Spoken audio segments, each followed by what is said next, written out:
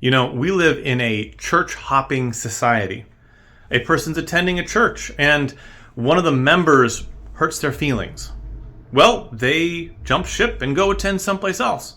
They're listening to a sermon and the preacher says something that steps on their toes, and they get annoyed and they jump ship and go someplace else. They don't like the music or the decor, and they jump ship and go someplace else. You know, churches are kind of a dime a dozen right now. You look down the main street of most American towns and you'll find half a dozen or more different denominations. And so people think, well, I can just pop from one to the other.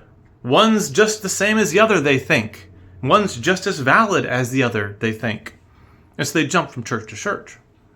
But the question we should ask is that healthy and is that biblical?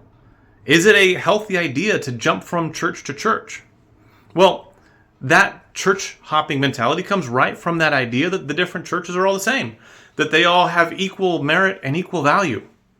But there's a problem there.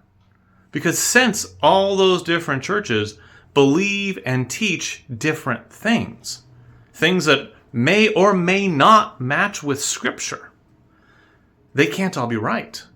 They can't all be just as legitimate as the other.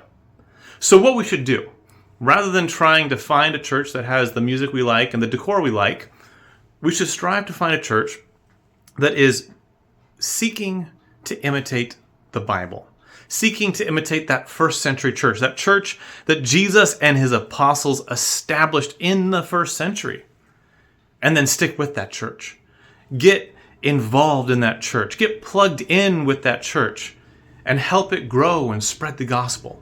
That should be the goal. So today, or this week really, if you go past our facility at 1 Mill Street in Tilton, New Hampshire, you'll notice that our sign reads, Jesus founded his church in 33 AD. And it references Matthew 16 verse 12 and following. Now, this is preparing us for this week's Sunday morning sermon, in which we're going to be discussing how being committed to Christ's church promotes joy in our lives.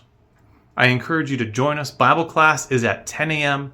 Worship is at 11, and we have a 2 o'clock service for those who can't make it in the morning. I encourage you, come and let's learn together.